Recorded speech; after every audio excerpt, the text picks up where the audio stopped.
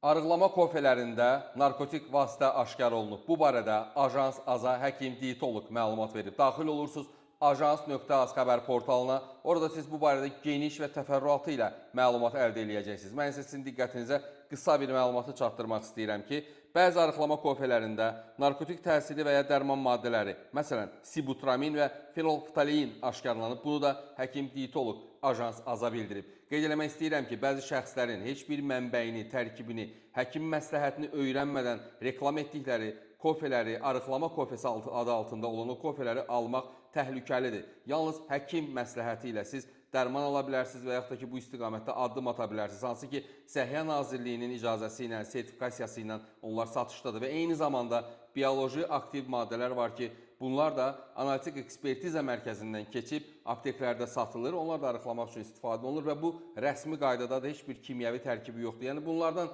razılaşdırılmış şəkildə həkim razılığı ilə, həkim tövsiyəsi ilə, həkim məsləhəti ilə ala bilərsiniz. Amma arıqlama kofesi adı altında o reklamlar ediləndə araşdırın, həqiqətənmi onun həkim məsləhətindən ala bilərsiniz və yaxud da onun mənbəyi və mənşəyi nədir? Çünki reklam edən şəxslərin bu barədə məlumatının olub-olmadığı da dəqiq deyil və hətta bizim tanıdığımız yaxın bir insanlardan birinin, əzizlərinin bu kofedən istifadə edəndən sonra orqanlarında ciddi zədələr aşkarlandı və onun qarşısını alması üçün çox ciddi müalicələr getdi. Belə deyək, həmin insan ölümdən döndü. Ona görə də arıqlama kofelerini alanda ümumiyyətlə bu məsələdə ehtiyatlı davranın. Yalnız həkim məsləhəti və tövsiyəsi ilə addım atın.